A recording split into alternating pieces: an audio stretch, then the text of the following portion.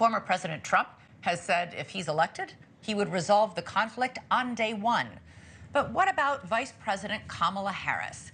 To help break it all down, we're joined now by Lieutenant Colonel Alexander Vindman, the former Director of the European Affairs for the U.S. National Security Council. Colonel, thank you so much for joining us. Biden has been a huge supporter of arming Ukraine in its fight against Russia. Do you think a President Harris would do the same? So thanks for having me on, Elizabeth. I think there are some questions that are yet to be answered. I think about 2.5 years in, by the time she's sworn in, close to 3 years in, I think we're overdue for a policy review, kind of one of these holistic relooks of what we're doing, where we're falling short, and how to adjust. What's clear at the moment, though, is that we do have a stark choice between two visions.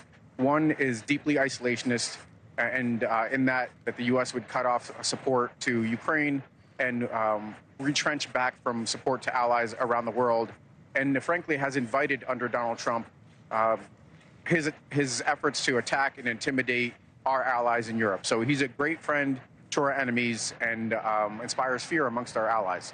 With regards to the Biden administration, I hope that we have a relook that understands we have fallen short.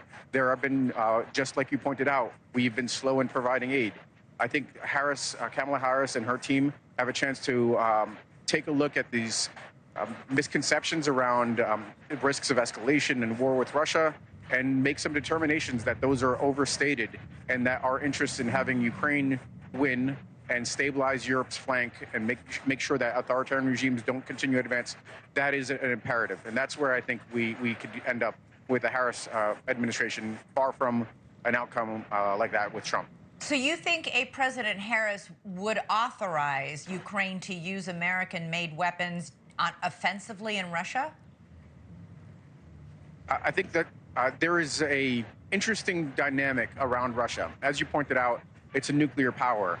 And because of that, it could practice something called nuclear extortion, saber rattling and threatening, and Putin exercising a bit of madman theory, trying to intimidate and act like a gangster to get what he wants. That is a dangerous way to allow him to behave. It inspires other regimes to potentially take up nuclear arms and take up the same kind of methodology.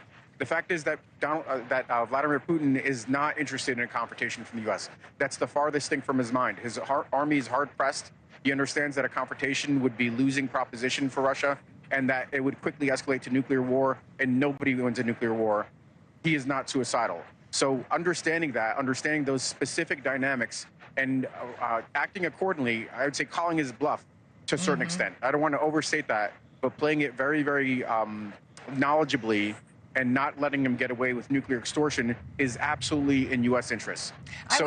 Russia wouldn't be able to say, I was just going to say, Russia wouldn't be able to get away with a veto on the provision of weapons and how they're employed. Nowhere else in the world do we have those kinds of constraints. It's only in the case of Russia, and we should lift those restrictions. Ukraine should be able to defend its national security, its sovereignty. Yeah, you shared a recent New York Times essay that was titled, "Putin Has Victory in His Grasp." I was struck by what it said because one paragraph read, "As the West watched on, seemingly impotent, Russia grows ever bolder, like a bully who realized the teacher isn't coming. Russians' fear of NATO, palpable at the start of the invasion of Ukraine, is now tempered by the impunity their leader enjoys, no matter what atrocities are committed on his watch." I mean, over and over again, we see the bombing of a children's hospital. We see the bombing of a maternity ward. We see the bombing of a school, and nobody does anything. Yep, that's an excellent essay.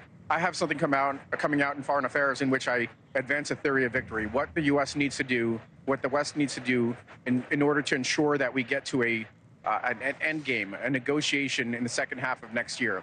That means additional support for Ukraine. That means some battlefield victories, because that's the only thing that's going to compel Putin to negotiate. What's fascinating is you over my shoulder, you see a packed convention house, increasingly loud, even before the speakers show up, and a vision a powerful vision of American strength, American respect, something that Donald Trump does not enjoy around the world. He sows chaos here. And what we'll see from the Harris-Walz team is a team that's not going to be pushed around, is going to stand up for U.S. interests around and defend our allies